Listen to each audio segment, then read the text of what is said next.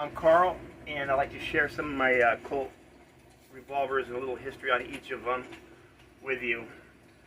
First is the 1836 Colt Paterson.